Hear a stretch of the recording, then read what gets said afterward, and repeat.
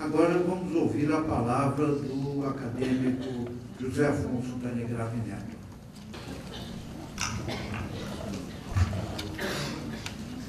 Boa tarde a todos.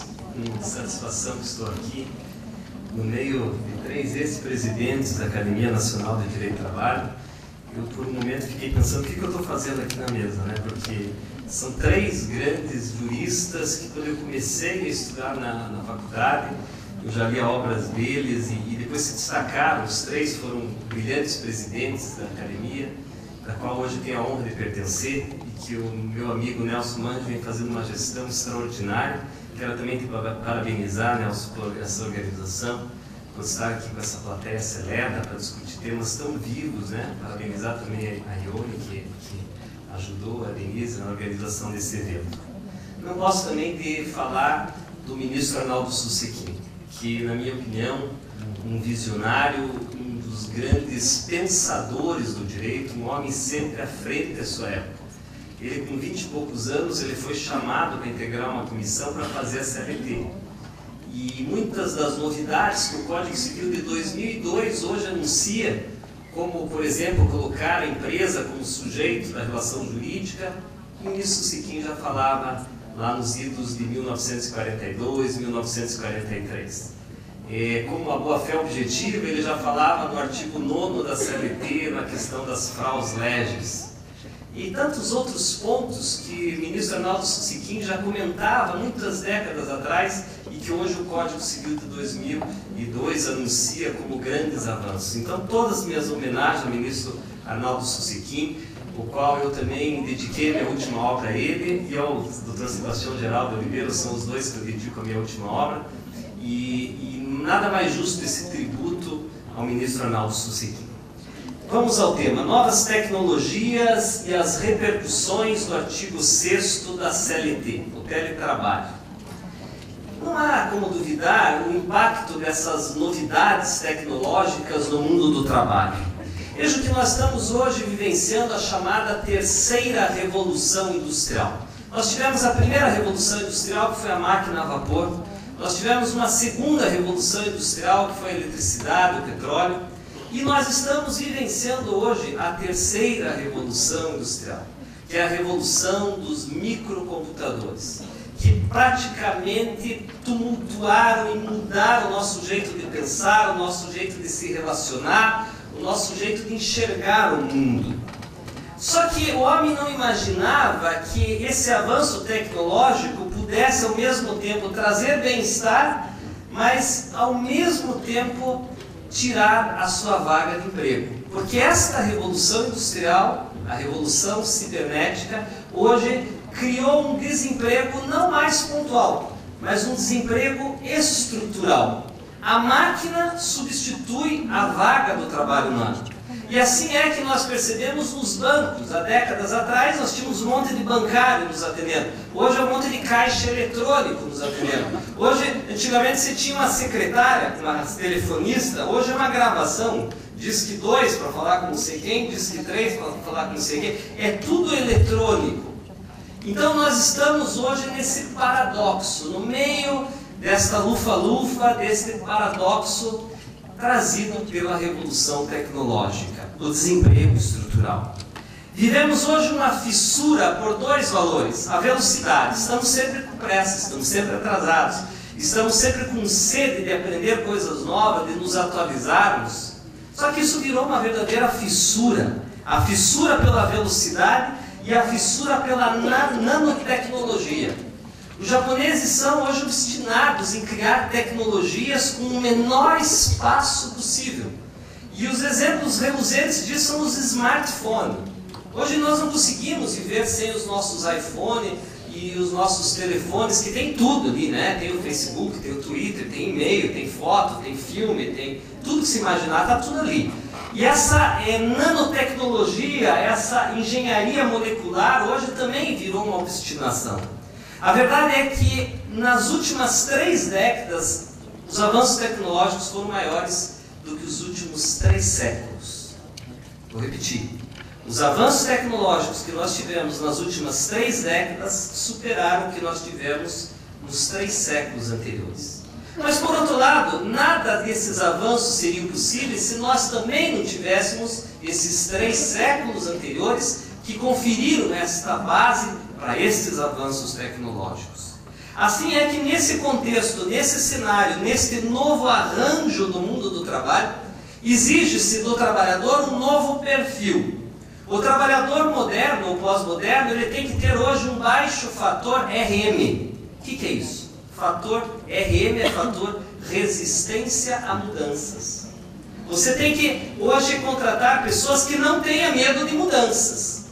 Porque de tempos em tempos existem mudanças. Nós advogados que podemos dizer isso com esses varas digitais e toda hora mudando, e quando você começa a entender uma vara digital, vem outro sistema, ICPJ, IJ, ICPD, quer dizer, é uma loucura. Então, hoje o trabalhador, ele tem que ser, ele não pode ser um reacionário. Eu gosto da palavra reacionário. Reacionário é aquele que reage às mudanças. Não há mais espaço ao reacionário.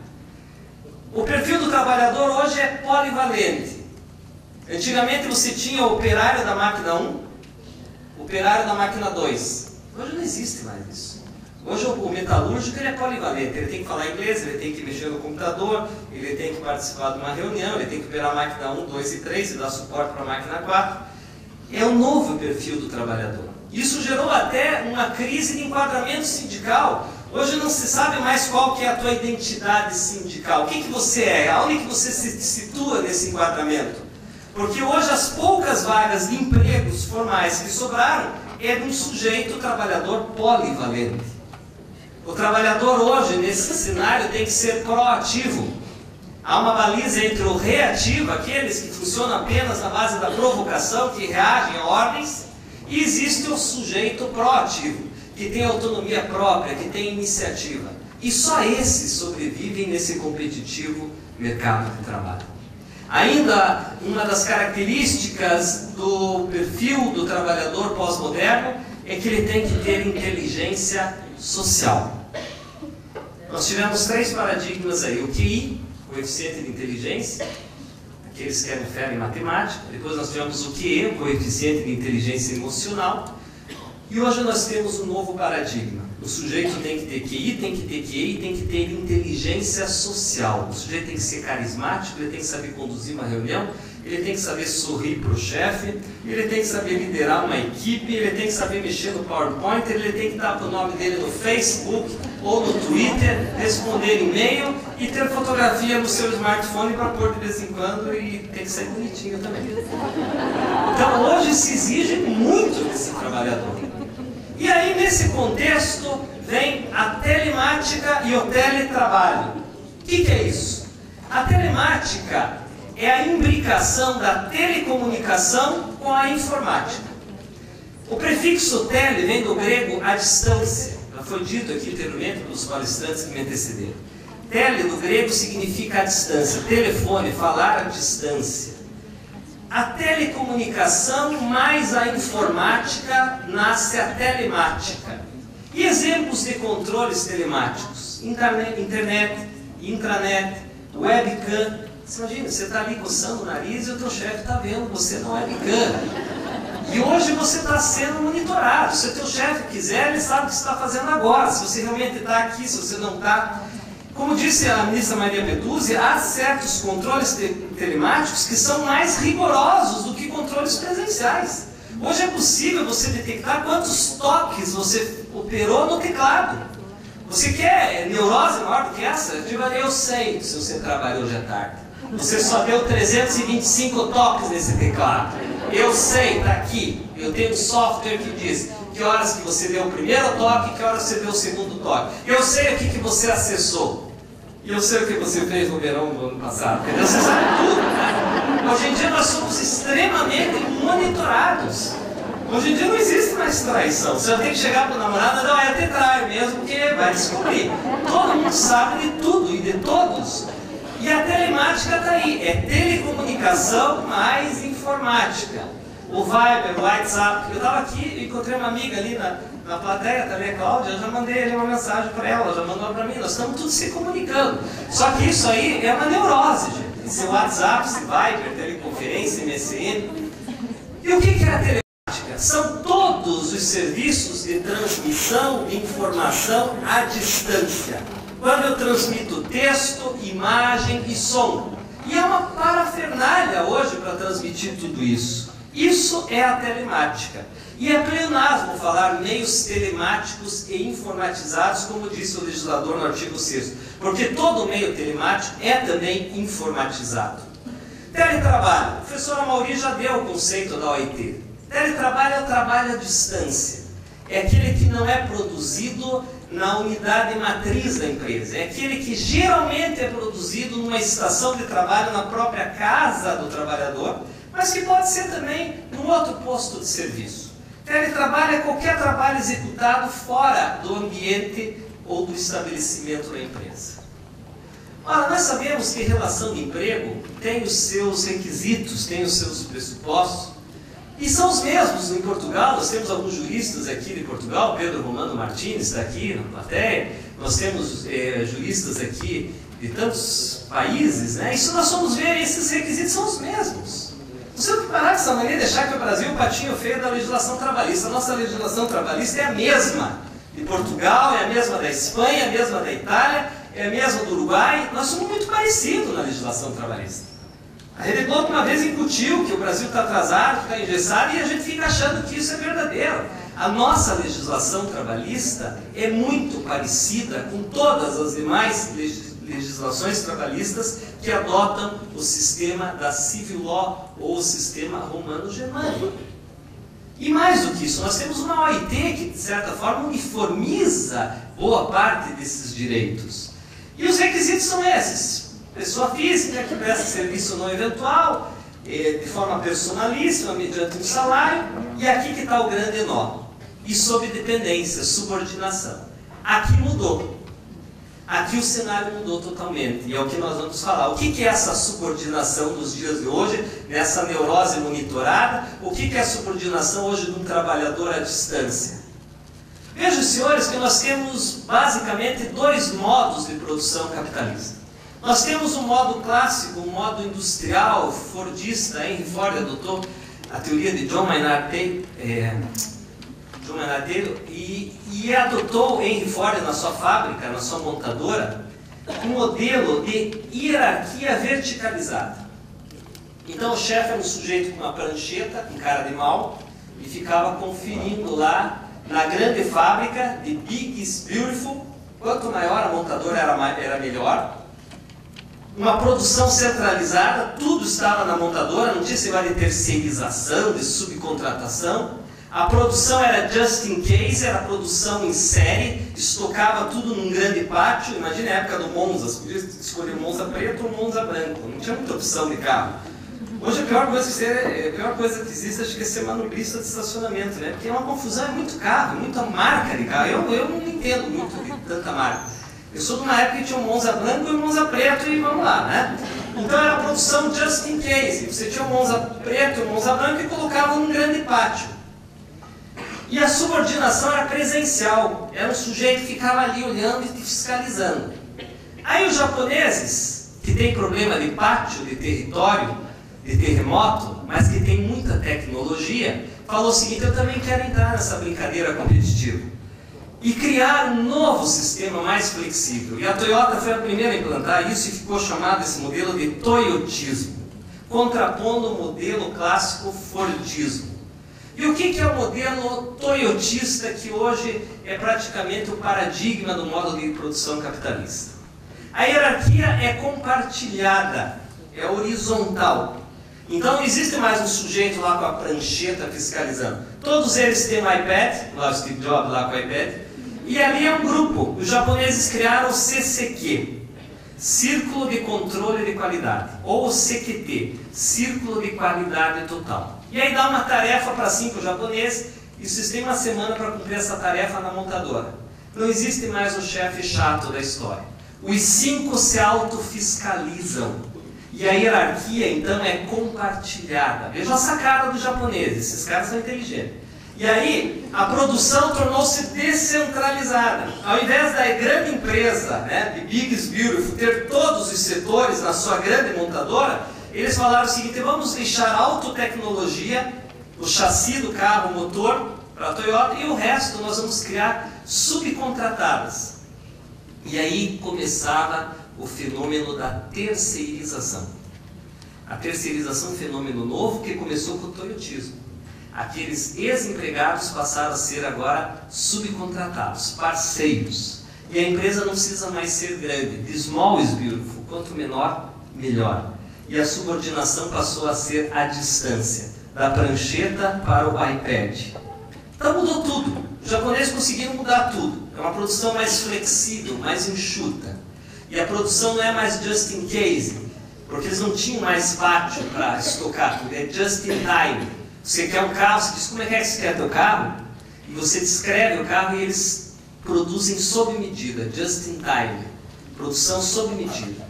E aí a privatização dos portos, as quedas das barreiras alfandegárias, propiciaram um transporte, e a globalização propiciaram um transporte mais facilitado para todo esse novo arranjo. E aí então veio um novo conceito de subordinação para dar conta deste modo de produção. Porque já não existe mais aquela grande fábrica com o sujeito com uma prancheta te fiscalizando. Mudou tudo, tudo à distância, tudo com tecnologia. E aí como é que fica esse novo conceito de subordinação para dar conta desta nova forma de produção descentralizada? Aí nós tivemos várias escolas. A escola portuguesa, ela contribuiu com o elemento arrenidade, alteridade. Então, trabalho subordinado é aquele que você trabalha em proveito de outrem. Está lá no Estatuto dos Trabalhadores de 1984. A escola portuguesa, tão rica, tão forte nesse aspecto, através da Lei 99 de 2003, o Código de Trabalho, ele enaltece muito o elemento dependência econômica. Cai aquele conceito estanque de que subordinação é apenas dependência hierárquica. Não é só dependência hierárquica. Subordinação também é, em alguns momentos, uma dependência econômica.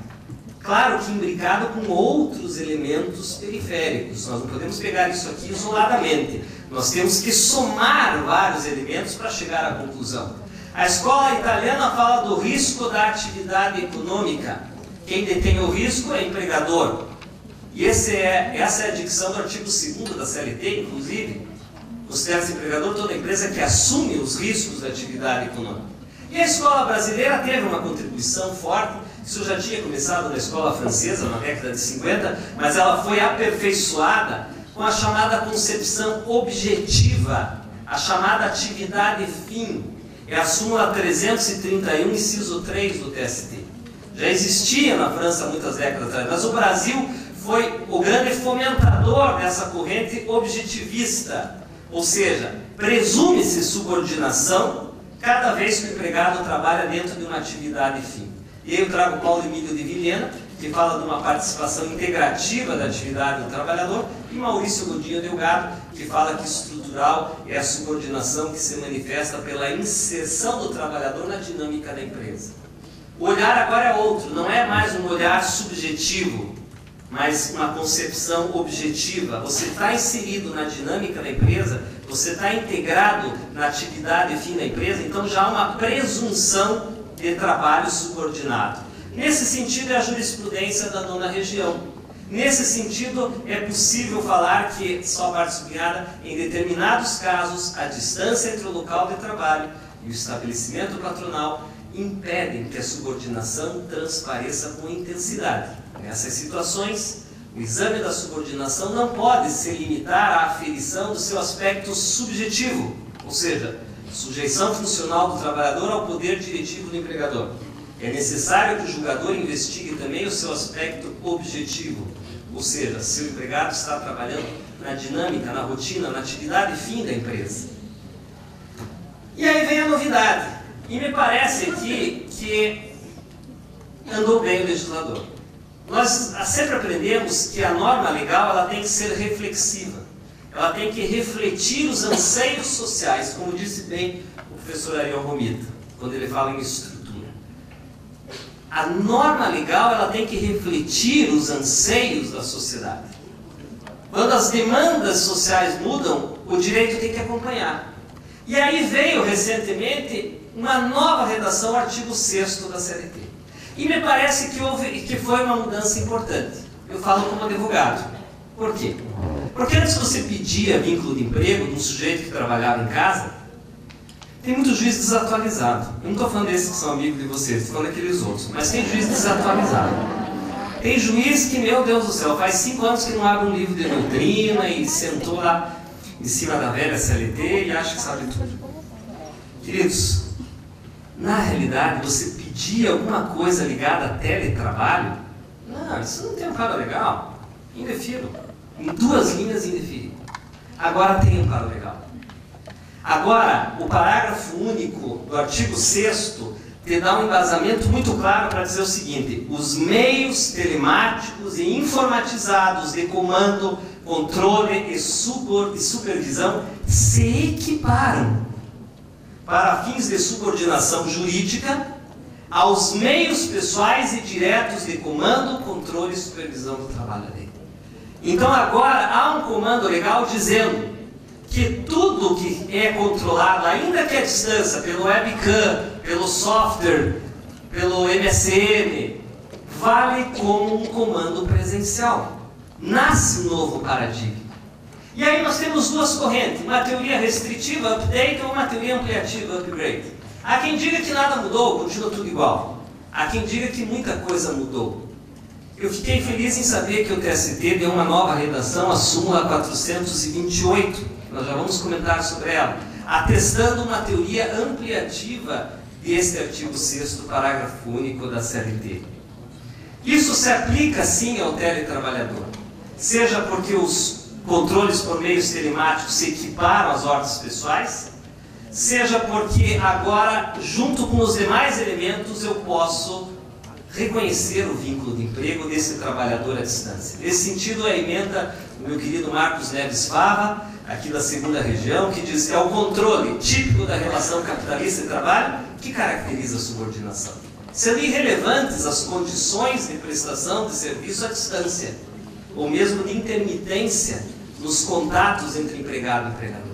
É a forma de controle, como bem acertou o professor Amaury Mascaro. Nesse sentido, outra decisão da 7ª região. A relação de emprego formou-se diretamente com a REC, que comandou, embora à distância, as atividades da empregada, atividades essas essenciais ao cumprimento dos fins sociais da empresa e realizadas de forma pessoal, contínua e remunerada. E aí vem a questão, e aqui eu quero fechar com essa questão, do trabalho externo, artigo 62, inciso 1, mas controlado pela telemática. Vejam que a dicção do artigo 62.1 diz que não estão sujeitos ao regime de horas extras, não aqueles trabalhadores que não sejam controlados formalmente, mas aquelas atividades nas quais são incompatíveis o controle. Então não se trata aqui do empregador dizer assim, eu quero controlar ou eu opto em não controlar. Não é essa a questão. É a natureza da atividade. Se é possível controlar, como por exemplo um motorista de caminhão, a empresa diz, não, mas eu nunca controlei. Mas não controlou porque não quis, porque é possível controlar a jornada do caminhoneiro por satélite, pelo antigo, como é que ele é? Tacógrafo, que hoje nem usa mais, mas é possível. Você não controlou porque você não quis. A prova testemunhal pode fechar a jornada e vai ganhar horas extras. Agora, tem certas atividades que não tem como controlar. Aí se enquadra no artigo 62, inciso 1, porque é incompatível com a fixação de horário. O julgador, nessa perspectiva, deverá verificar se o teletrabalhador, por exemplo, labora por intermédio de sistema, plataforma ou software da empresa, estando logado com o usuário e senhas pessoais. Eu posso controlar a distância pelo login dele, pela senha dele, que horas que ele entrou, que horas que ele teclou. Ele se esse trabalhador estava obrigado a apresentar relatórios de atividades, se esse trabalhador trabalhava online, e se é online, é tempo real. O controle online, a distância, ou do lado, a sala do lado, ou 300 km é a mesma coisa, porque pelo sistema online eu já sei o que está acontecendo, é só eu ligar a internet, eu já sei tudo o que está acontecendo. Ou ainda se ele faz uso permanente de telefone fixo, celular, se tem webcam ou não. E aqui o sobreaviso. O sobreaviso ele nasceu para os ferroviários. Só que o artigo 8º da CLT diz que quando houver uma lacuna da CLT, você pode integrar essa lacuna pela analogia. Em que pese esse dispositivo, do artigo 244, se aplicar apenas aos ferroviários, mas por analogia eu estendo esta regra a todas as demais categorias. E antigamente, o sobreaviso, ele visava compensar o empregado que permanecia preso à sua casa, à sua residência. Então era uma forma de compensar aquele empregado que tinha que ficar dentro da casa aguardando ordens. Ele não tinha liberdade de locomoção, então ele tinha que ter uma compensação, 1/3 de todas as horas de sobreaviso tem que ser remuneradas. E porque ele ficava à disposição do empregador aguardando as chamadas de serviço. Ocorre que agora, com a nova redação da súmula 428, mais moderna, mais adequada a este novo cenário tecnológico, ao mundo do trabalho atual, nós temos um inciso 2, que diz: considera-se em sobreaviso o empregado que, à distância e submetido a controle patronal por instrumentos telemáticos ou informatizados, permanecer em regime de plantão ou equivalente, aguardando a qualquer momento o chamado para o serviço durante o período de descanso. Então mudou a perspectiva. O que mudou? Até coloquei no quadro. Antes eram necessários, para acolher o pedido de sobreaviso, o empregado estar em casa. Lembra dessa prova na audiência de instrução? O juiz ia seco nessa pergunta. O senhor ficava em casa aguardando as ordens? Ele reclama: não ficava. Então vamos para a próxima, que já vou definir esse negócio. Era um marco ali. Ficava em casa ou não ficava em casa. Então antes, para definir esse pedido, tinha que provar que o empregado estava na sua residência e permanecia no aguardo da convocação para o serviço. Isso mudou. Agora basta o segundo requisito. Pouco interessa se ele fica em casa ou não.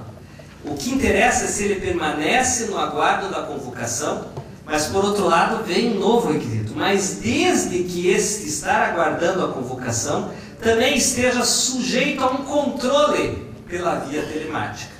Mudou o cenário totalmente para ganhar ou perder as horas de sobreaviso. Antes você visava compensar apenas a restrição ao direito de locomoção. Hoje o fundamento é direito ao lazer e direito à desconexão ao trabalho. Nós somos fissurados pelo trabalho, gente. E se nós nos dermos conta, nós vamos fazer terapia. Os psicólogos são ricos, porque é muita terapia para os workaholics. Nós estamos nas férias, no fim de semana, a gente está ali todo momento ligado ao trabalho. Só que o trabalhador tem um direito à desconexão ao trabalho. Eu até coloquei uma imagem ali, né? Jantar com a namorada estando de sobreaviso. É uma coisa terrível isso, né? Você imagine você com a tua namorada nova, e é o dia que você vai pedir para ela ficar noivo, né? Aí você chega: eu tenho uma coisa para te falar. Sabe que é uma coisa que eu estava pensando? Toca o celular, é a primeira interrupção. E ali a noiva ali esperando. O que eu estava falando mesmo? Eu tenho uma coisa para te falar. E toca o celular. Quer dizer, é isso aí, você não se desconecta do trabalho. E é isso que hoje o sobreaviso visa compensar. Você pode estar no restaurante, você pode estar no teatro, no hotel, no motel, onde você estiver, mas se você tiver de sobreaviso, meu amigo, você não vai relaxar muito. Essa é a verdade. Então nós precisamos estar atentos a essa realidade. O mundo hoje mudou, e o mundo hoje é conectado. Sem fronteiras, 24 horas conectado. Quanto pagar? Já estou terminando aqui, já veio o aviso prévio. Quanto pagar? O próprio TST esclareceu no site Notícias do TST, publicado em 17 de setembro. Uma vez caracterizado o sobreaviso, o trabalhador tem direito à remuneração de 1/3 do salário hora, multiplicado pelo número de horas que permaneceu à disposição. Se for acionado, recebe horas extras correspondentes ao tempo efetivamente trabalhado. Eu vou pular aqui, tinha mais umas questõezinhas aqui, eu vou para a última lâmina. Vantagens do teletrabalho. Otimiza o tempo do empregado em deslocamentos. Nós vivemos hoje um problema sério de trânsito nas grandes metrópoles. O teletrabalho ele elimina muita essa logística, esses deslocamentos, então isso é fantástico, é bem-vindo. Facilita o convívio familiar, você fica um pouco mais em casa, você começa a ter um pouco mais de disponibilidade para o teu tempo. Desvantagem, já foi colocado aqui pelos palestrantes que me antecederam. Reduz o convívio com colegas de profissão, e, de certa forma, desregula uma saudável divisão entre tempo útil e tempo livre. Porque, bem ou mal, esse negócio de você tirar o pijama aí para o trabalho é bom. Até a mulher agradece, a empregada agradece, todo mundo vai trabalhar, meu filho, né? Você vai ficar muito em casa com pijama, isso aí, ó, nem o cachorro gosta muito. Então, por incrível que pareça, dá uma embaralhada esse negócio de trabalhar em casa. Quem faz tese de doutorado, você fica o dia inteiro lá, sabe? Que você já não sabe o que é noite, o que é dia, é uma coisa maluca, né? Então, isso é uma desvantagem, que meio que desregula um pouco essa saudável divisão entre agora estou de paletó trabalhando, agora estou brincando com o cachorro, agora estou vendo o jogo do coxo na televisão. Quer dizer, você meio mistura tudo. Você vê o jogo trabalhando e aí vai, né? E aqui, para terminar, é um videozinho, né? Que fala dessa confusão entre a esfera privada com a esfera profissional. O teletrabalho tem isso. A tua estação de trabalho é teu quarto ali, a tua casa, e aquilo ali vira uma bagunça. Às vezes você confunde ali coisas do escritório com coisas da tua casa, com o chinelo bebeiro, com o cachorro, quer dizer, fica meio bagunçado. Então, nesse sentido, os psicólogos também já estão trabalhando. Eu quero encerrar com esse vídeo aqui, que fala um pouco deste caos. Pode soltar o vídeo com o som. Amém.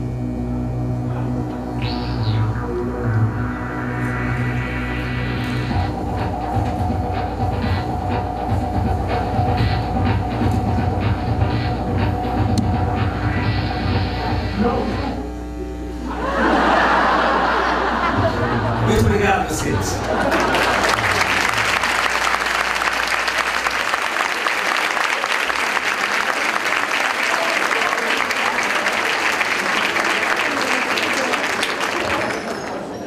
Agradeço ao frade José Afonso Telegrave Neto a sua bem-humorada exposição, mas ao mesmo tempo profunda e erudita. Disse ele uma coisa muito importante que fiz questão de anotar aqui, entre tudo que ele disse que é muito importante, mas um aspecto que me chamou a atenção. Afirmou ele que existe uma identidade inegável entre a legislação brasileira e a legislação de outros países do mesmo ramo germânico que nós integramos. Tem razão o confrade, mas essa afirmação limita-se ao campo do direito individual. É preciso, e agora eu faço uma chamada, peço a atenção dos colegas brasileiros para a reflexão em torno da desatualização da nossa legislação sindical. Como ela é anacrônica, atrasada, retrógrada e emperradora do progresso social. Chamou a atenção da Telegrave Neto para o fato de que, em muitas circunstâncias, o empregado não sabe que categoria profissional ele integra, por uma razão, porque o conceito de categoria é anacrônico, imprestável, superado, suplantado pela realidade atual. O fato de que o direito sindical brasileiro se baseia na sindicalização por categoria, sustentado pelo imposto sindical obrigatório e baseado no princípio da unicidade sindical, entra em choque, colide frontalmente com todas essas afirmações que Telegrave Neto fez em relação ao impacto das novas tecnologias, ao resultado da aplicação desses novos conceitos, entre os quais se destaca o conceito de subordinação objetivamente considerado.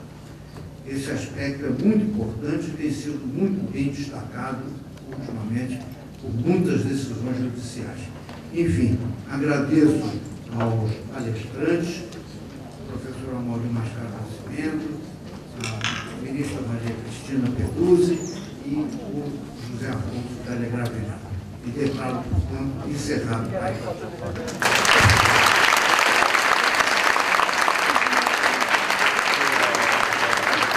Bem, senhoras e senhores, antes da gente anunciar o coffee break, eu gostaria de atenção.